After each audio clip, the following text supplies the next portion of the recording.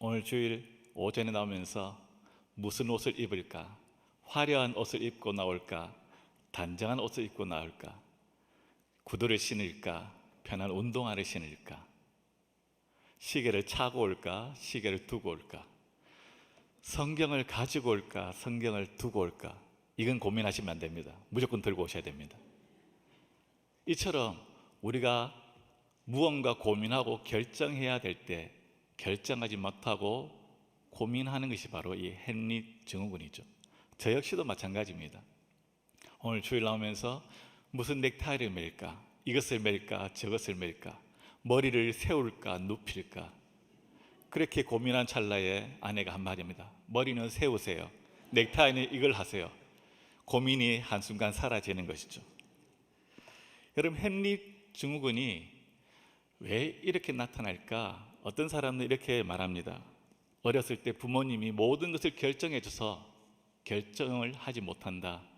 어떤 사람은 내성적인 성격이다. 우유부단한 성격이다. 그렇게 말하는 사람도 있습니다. 그러나 그것보다 더 중요한 이유는 무엇일까요? 왜 고민하고 갈등할까요? 선택하지 못할까요? 그것은 바로 선택에 대한 두려움 때문입니다. 선택했을 때 그 결과에 대한 두려움이죠. 마치 이런 것입니다. 제가 머리 스타일을 나는 머리를 눕히고 싶어. 눕혔는데 성도님들이 이렇게 말하는 것이죠. 목사님 얼굴이 너무 커 보여. 목사님 머리 스타일이 전혀 어울리지 않아. 목사님이 너무 나이가 들어 보이는 것 같아. 이런 말이 들리면 그 다음부터 저는 머리를 다시 세우게 되는 거죠.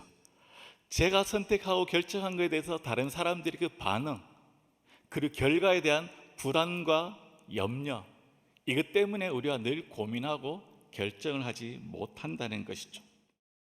여러분, 이 땅을 살아가면서 염려하지 않는 사람이 있습니까? 걱정하지 않는 사람이 있습니까? 염려와 걱정은 예수를 믿는 사람이든 믿지 않는 사람이든 모든 사람에게 찾아온다는 것입니다. 오늘 우리가 읽었던 성경 본문은 이 땅에 살면서 염려하지 않고 어떻게 살아가야 될지 우리에게 말씀해 주고 있습니다. 우리가 잘 아는 마태복음 6장 1절부터 18절까지는 우리의 신앙생활, 경건생활을 어떻게 해야 되는지 우리에게 말씀해 주고 있습니다. 그리고 19절부터 34절까지는 이 세상 가운데 어떻게 살아야 되는지, 하나님의 자녀들이 어디에 참된 가치를 두고 살아야 되는지 우리에게 말씀하고 있는 것입니다. 오늘 우리가 25절에서 34절까지 읽었는데요, 여러분 오늘 말씀을 읽으면서 예수님께서 무엇을 강조하고 있습니까? 많이 등장하는 단어가 있습니다. 바로 염려라는 단어가 등장하고 있죠. 25절과 27절과 28절, 31절, 34절. 즉 오늘 본문은 우리가 읽으면 예수님께서 우리에게 염려하지 말라고 말씀하는 것입니다. 무엇을 먹을까, 무엇을 마실까, 무엇을 입을까 염려하지 말라는 것입니다. 그러면 우리가 이 땅을 살면서 왜 염려할까요? 염려하는 이유가 무엇입니까? 세상 사람들은 염려하는 것이 당연하다는 것입니다. 내일 건강검진 결과가 좋게 나와야 되는데 심각한 병이 나에게 나타나면 어떻게 될까? 오늘도 이제 운전하면서 오는데 혹시라도 상대방이 건너편에서 나에게 직진하고 내 차를 박으면 어떻게 될까? 누군가 길을 가고 있는데 나에게 해코지하면 어떻게 될까? 이런저런 근심 걱정이 많다는 것입니다. 여러분, 우리들이 먹고 사는 문제 걱정하고 염려하는 것이 주위 환경과 상황 탓인 줄 알았습니다. 주위 사람 탓인 줄 알았습니다. 내가 태어나기를 가난한 집에 태어나서 먹고 사는 것 때문에 이렇게 고생이 많은 거지, 내가 저 사람만 안 만났어도 저 사람을 잘못 만나서 사업이 망해서 내가 이렇게 지금 먹고 사는 것 때문에 힘들게 살아가는 거야.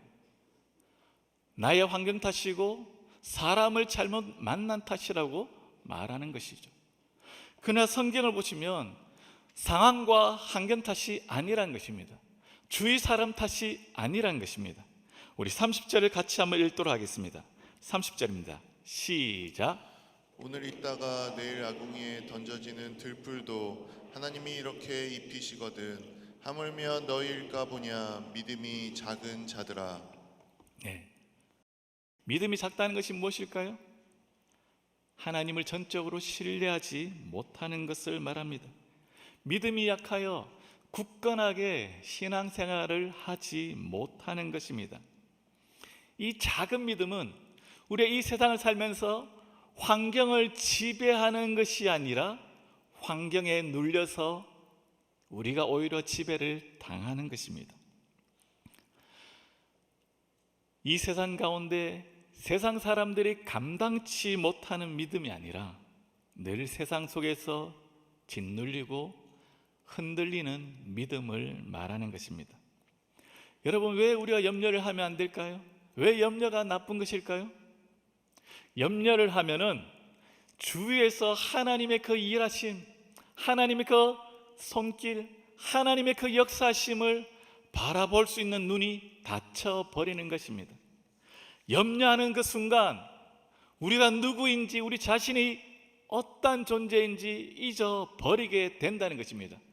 우리의 정체성을 잊어버리는 것이죠. 내가 하나님의 자녀임을 잊어버리게 되는 것입니다. 염려가 우리의 마음속에 가득 차면 어떻게 됩니까? 염려가 차면 내가 믿고 있는 그 하나님보다 이 세상의 문제가 더 크게 느껴지는 것이죠. 여전히 내가 무엇을 먹을까, 무엇을 입을까 이것을 고민하는 것은 내가 믿고 있는 하나님을 신뢰하는 것보다 바로 이 세상의 문제가 더 크다는 것입니다.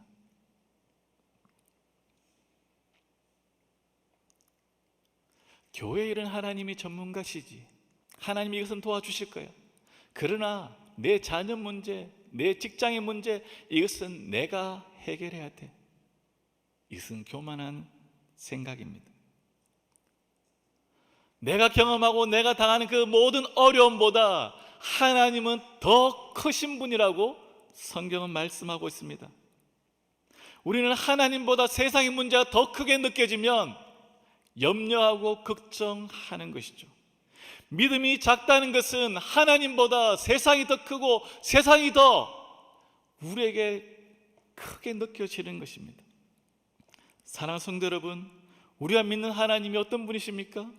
내가 당하는 그 문제보다, 세상의 그 문제보다 작은 분입니까? 아닙니다. 하나님은 온 우주 만물을 창조하신 분입니다. 그분은 무에서 유를 창조하실 뿐만 아니라 온 우주 만물을 통치하시는 분이십니다. 광야의 길을 만드시고 사망의 강을 내시는 분이신 것입니다. 우리가 이 전능하신 하나님을 믿고 있다면 우리는 염려하지 않을 것입니다. 여러분 중에 오늘 여전히 우리 이 세상의 문제로 고민하고 염려한다면 내 문제보다 더 크시고 위대하신 그 주님께 우리의 초점을 맞출 수 있기를 소망합니다.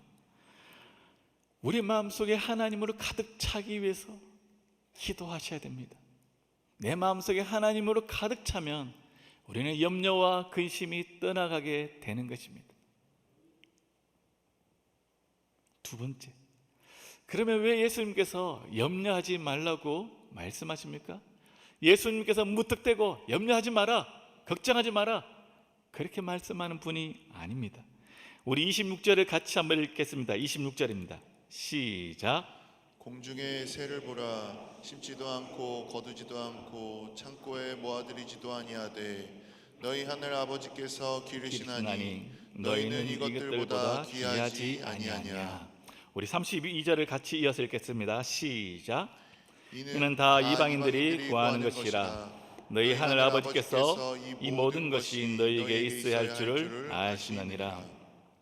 26절과 32절에서 공통된 단어가 있습니다.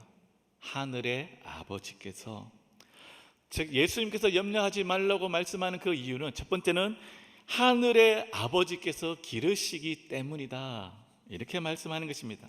하늘의 아버지, 6장 앞부분의 주기도문과 동일합니다. 주기도문 처음에 뭐라고 말합니까? 하늘에 계신 우리 아버지. 기도의 대상을 말하면서 하늘에 계신 아버지, 26절에도 하늘에 계신 아버지께서 우리를 기르신다고 말씀하는 것입니다. 하늘의 아버지는 무엇입니까? 이 땅의 아버지가 아니라는 것이죠. 이 땅의 아버지는 연약합니다. 한계가 있습니다. 불완전합니다. 제한이 있습니다.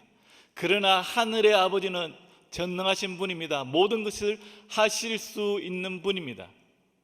그 하늘의 아버지께서 우리를 길러주기 때문에 염려하지 마라, 걱정하지 마라고 말씀하는 것입니다.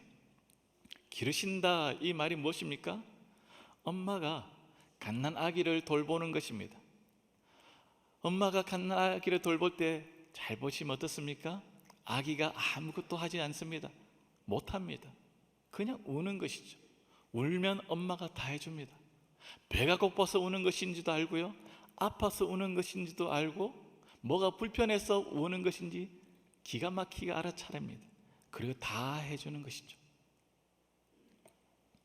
바로 기르신다는 것은 엄마가 갓난 아이를 모든 것을 다 돌봐주는 것을 말하는 것입니다. 예수님께서 하늘의 아버지께서 너희들을 길러주신다 이렇게 말하는데 제자들은 잘 모르는 거예요. 그래서 예수님께서 비유를 드는 것입니다. 공중의 새를 봐라, 들에 핀 백합화를 봐라. 여러분, 26절에 이 공중의 새, 누군가는 묻습니다. 목사님, 이 새는 큰 새입니까? 작은 새입니까? 독수리일까요? 참새일까요? 분명한 것은 작은 새입니다. 하늘에 날아다니지만 초라한 새, 약한 새입니다. 독수리는 자기의 힘으로 다 사냥을 합니다. 근데 여러분, 혹시 참새가 사냥하는 걸 보셨습니까? 못 봤죠. 저도 못 봤습니다. 근데 참새가 사냥하는 거 못 봤지만 잘 살아가고 있는 거예요. 하나님께서 기르시기 때문이죠. 참새가 스스로 먹고 잘 큽니다. 들에 핀 백합화를 봐라. 이 꽃은 들에 핀 백합화, 흔한 꽃입니다. 그리고 내일 아궁이에 던져지는 들풀을 봐라. 이것조차도 하나님께서 길러주신다. 하물며 공중의 새와 들에 핀 백합화와 아궁이에 던져질 들풀보다 귀한 너희일까 보냐. 이것들보다 귀한 너희들이 하나님께서 길러주시고 돌봐주는 게 마땅하지 않느냐. 그렇게 예수님께서 말씀하고 있는 것입니다. 우리는 예수 그리스도 그 피값으로 산 존재들입니다. 너무나 귀한 존재이기 때문에 하늘에 계신 아버지께서 우리를 길러주는 것입니다. 두 번째 우리가 염려하지 말아야 할 이유는 32절입니다. 동일하게 하늘의 아버지께서 이 모든 것이 너희에게 있어야 할 줄을 아시느니라. 하나님께서 우리의 상황을 아신다고 말씀합니다. 우리에게 필요한 것을 주님이 다 아신다는 것입니다. 다른 말로 하면 하나님이 내 생각을 아십니다. 내가 고민하고 내가 힘들어하는 거, 내 눈물, 내가 계획하는 거, 내가 소원하는 거, 이 모든 것들을 하늘에 계신 아버지께서 다 아신다. 그렇게 말씀하는 것입니다. 그렇기 때문에 염려하지 말라는 것이죠. 어떤 분은 이렇게 말합니다. 목사님, 저는 늘 좋은 집과 좋은 차를 위해서 기도하고 있습니다. 나는 이것을 늘 달라고 기도합니다. 근데 하나님이 안 주십니다. 하나님은 우리의 필요를 채워주십니다. 우리의 욕심을 채워주지 않습니다. 늘 하나님께 엄청난 큰 액수의 그 돈을 달라고 기도하시죠. 하나님, 저 100억만 딱 주십시오. 큰 돈 주시면 헌금도 열심히 하고 구제도 하고 정말 멋지게 하나님 살겠습니다. 그렇게 기도하고 말하는 분이 있어요. 근데 하나님께서 주시지 않아요. 근데 그 사람의 삶을 자세히 살펴보니까 있잖아요, 작은 돈으로도 감당이 안 되는 거예요. 100만 원 가지고 여러분 11조 떼는 게 쉽겠습니까? 10억에 11조를 떼는 게 쉽겠습니까? 당연히 100만 원에 11조 떼는 게 쉽습니다. 100만 원 가지고 헌금도 못하고 다른 사람들 돕고 섬기고 이 돈도 제대로 유용하게 쓰지 못하는 사람이 큰 돈이 주어지면 잘 쓸까요? 절대 아닙니다. 못 씁니다. 그 돈은 그 사람에게 시험거리가 되는 것이죠. 성경 분명히 작은 것에 충성해야 되는 것이죠. 작은 것에 맡은 것에 열심히 하고 잘할 때에 하나님께서 더 큰 것을 주는 것입니다. 작은 것을 가지고 감당하지 못하는 사람에게 큰 것을 주지 않는 것이죠. 초등학생이 엄마, 나 차 정말 운전하고 싶어. 차 정말 운전 잘할 수 있어. 사달라고 말할 때 차를 사주는 부모님 있습니까? 그 부모님은 이상한 부모님이죠. 사주지 않습니다. 나이가 20살에 넘고 운전면허증을 따고 운전할 수 있는 충분한 그것이 되었을 때 사주는 것이죠. 하나님께서 주시지 않는 데는 그 이유가 있다는 것입니다. 여러분, 우리의 삶 속에 염려가 찾아올 때에 우리가 해야 할 행동이 무엇입니까? 예수님께서 우리에게 염려하지 말아야 할 이유는 하늘의 아버지께서 우리를 기르시기 때문이다. 하늘에 계신 그 아버지께서 우리에게 있어야 할 그 모든 것을 아시기 때문에 우리에게 염려하지 말라고 말씀하십니다. 그럼에도 불구하고 우리가 염려가 찾아올 때 우리가 해야 할 것이 있습니다. 그것은 바로 26절과 28절에 보시면 공중의 새를 보라, 공중의 새를 생각해 보라. 28절에 보십시오. 또 너희가 어찌 의복을 위하여 염려하느냐, 들의 백합화가 어떻게 자라는가 생각하여 보라. 예수님께서 우리에게 말씀하고 있습니다. 염려가 찾아오냐, 걱정이 오느냐, 그러면 다른 거 하지 말고 생각해 보라는 것입니다. 무엇을 생각해야 됩니까? 하늘의 아버지께서 우리를 길러주신다는 것을 생각해야 됩니다. 하늘의 그 아버지께서 내가 있어야 할 그 모든 것들을 주님은 아신다는 것입니다. 내가 원하는 것, 내가 필요한 것들, 내가 생각하는 그 모든 것들을 주님이 알고 계신다.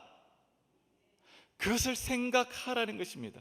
내가 누구인지, 내 옆에 전능하신 그 하나님께서 지금도 나와 함께 하신다는 그 사실을 잊지 말라는 것입니다. 우리의 정체성이 무엇인지, 나는 존귀한 하나님의 자녀이다, 하나님이 나와 함께 하신다는 이 사실을 잊지 말고 생각하라는 것입니다.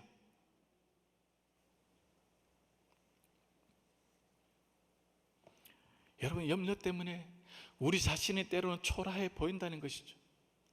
걱정이 찾아오고 여전히 먹고 사는 것 때문에 고민하고 염려할 때 자신이 한심해 보이는 거예요. 그러나 주님이 말씀하십니다. 초라하고 연약한 내가 아니라 넌 존귀한 하나님의 자녀이다. 하나님의 사랑과 하나님의 관심을 받고 있는 자이다. 넌 하나님의 기쁨이고 하나님의 전부이고 넌 하나님의 보물이라고 우리에게 성경은 말씀하고 있다는 것입니다. 이것을 우리는 자꾸 생각해야 되는 것입니다. 마지막 세 번째로, 우리가 그러면 이 땅에서 무엇을 위해서 살아가야 될까요? 염려하는 인생이 아니라 염려하지 말고 무엇을 위해 살아가야 합니까? 우리 33절입니다. 다 같이 읽겠습니다. 시작. 그런즉 너희는 먼저 그의 나라와 그의 의를 구하라. 그리하면 이 모든 것을 너희에게 더하시리라. 아멘. 우리가 하나님의 자녀이기 때문에 이 땅에서 먹고 사는 문제 때문에 아둥바둥 목숨 걸지 말라는 것이죠.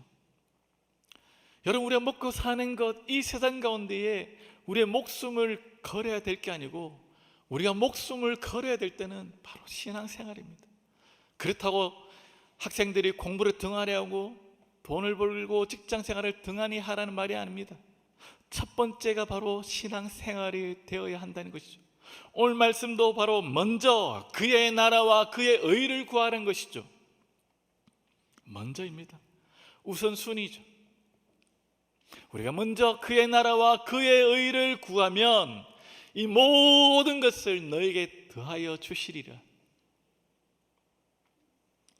우리가 바로 그의 나라와 그의 의를 구하는 것입니다. 여기서 구한다는 것은 열심히 구하는 것도 있지만 그것을 위해 살아간다라는 의미도 있습니다. 즉 하나님의 나라와 하나님의 의를 위해서 살아가는 것입니다. 그렇게 살아가면 하나님께서 이 모든 것을 우리에게 더하여 주시리라고 약속하고 있는 것입니다. 이것은 한 번 구하는 것이 아닙니다. 한 번 살아가는 것이 아닙니다. 지속적으로 계속적으로 살아가야 하는 것입니다. 여러분, 하나님의 나라가 무엇입니까? 우리가 잘 아는 것처럼 하나님의 통치입니다. 하나님의 다스림입니다. 우리가 하나님의 그 통치와 하나님의 다스림을 위해서 살아간다, 즉 내 삶 속에 하나님의 그 통치가 드러나야 한다는 것입니다. 내 삶의 영역에 하나님의 그 다스림이 주에 있는 모든 사람들 가운데 나타나야 한다는 것입니다. 하나님의 의는 무엇입니까? 하나님의 뜻에 복종하는 가운데 하나님과 올바른 관계입니다. 즉 하나님의 뜻 안에서 하나님과 올바른 관계가 하나님의 의입니다. 내 삶의 그 모든 영역 속에 하나님의 뜻대로 내가 살아가고 있는가? 내 모든 영역 속에서 하나님과 올바른 관계를 맺고 있는가? 교회에서만 하나님의 뜻대로 살아가는 것이 아니라, 교회에서만 하나님의 그 올바른 관계를 맺고 있는 것이 아니라, 가정 속에서도 하나님 뜻대로 살아가야 되고, 직장 속에서도 하나님과 올바른 관계를 맺고 살아가야 한다는 것입니다. 하나님을 믿고 하나님을 신뢰하는 그 사람만이 하나님의 나라와 하나님의 의를 구하는 삶을 살아가는 것입니다. 먼저 그의 나라와 그의 의를 구하면 이 모든 것을 너희에게 더하여 주시리라. 여러분, 이 말씀이 이해가 되십니까? 예를 들면 이렇습니다. 지금도 이렇게 우리 성도님 중에서 자녀들 학교를 다니는 자녀도 있고요, 졸업하고 취업에 다니는 자녀도 있지만, 한번 키울 때 생각해 보십시오. 학창 시절에 우리의 자녀가 갑자기 막 공부를 열심히 하는 것이죠. 공부를 열심히 해가지고 시험을 쳤는데 1등을 한 거예요. 100점을 맞았습니다. 그럼 부모님 마음이 어떨까요? 좋을까요? 슬플까요? 저는 1등을 하지 못해서 저희 부모님 마음을 잘 모릅니다. 어쨌든 1등을 하고 100점 맞으면 부모님 너무 좋아하는, 기뻐요. 그러면 부모님들이 어떻게 합니까? 동네방네 자랑을 하죠. 그러면서 자녀들이 뭘 합니까? 얘야, 뭐 필요한 거 없냐? 옷 사줄까? 필요한 거 뭐? 컴퓨터 바꿔줄까? 노트북? 휴대폰? 말만 해. 내가 다 해줄게. 자녀가 말하지도 않았는데 엄마가 알아서 다 해줍니다. 왜요? 너무 좋으니까. 이 애가 도저히 100점을 맞을 수 없는데 기적적으로 맞은 거예요. 그러면 너무 신나는 거예요. 기뻐서 엄마가 다 해주는 거예요. 마찬가지예요. 우리가 먼저 그의 나라와 그의 의를 구하며 살아가면 하나님께서 우리를 바라보면서 너무 기특한 거예요. 야, 어떻게 너 그런 기특한 생각을 했냐? 너 내 마음에 너무 마음이 아파다. 내 마음이 너무 기분 좋다. 네가 원하는 건, 네가 생각하는 건 내가 다 도와줄게. 네가 필요한 건 내가 다 채워줄게. 공급해줄게. 걱정하지 마라. 네가 먼저 그의 나라와 그의 의를 구하며 살아가면 나머지 모든 것들은 내가 다 채워줄게. 걱정하지 마라. 주님께서 이렇게 말씀하고 있는 것입니다. 사랑하는 성도 여러분, 우리의 삶이 여전히 힘들고 어렵습니다. 2023년 6개월을 지나왔고 7월이잖아요. 여러분의 삶의 문제가 많이 회복되고 좋아졌습니까? 여전히 견디기가 힘들고 어렵습니다. 우리 자녀들의 문제, 남편의 문제, 경제가 회복될 기미가 보이지 않아요. 그러나 이 모든 문제보다 크신 그 주님을 바라보시고 주님께 우리의 초점을 맞출 수 있기를 소망합니다. 그러면 우리는 염려로부터 벗어날 수 있는 것입니다. 또한 우리의 상황과 환경이 아무리 절망적이고 답답할지라도 여전히 우리의 삶 속에 일하시는 선하신 하나님의 그 손을 믿으시기를 소망합니다. 우리의 삶 속에 염려가 찾아올 때 우리는 생각하셔야 됩니다. 전능하신 하나님께서 나와 함께 계신다. 그 하나님이 우리를 길러주신다. 하나님께서 나의 필요한 그 모든 것들을 알고 계신다.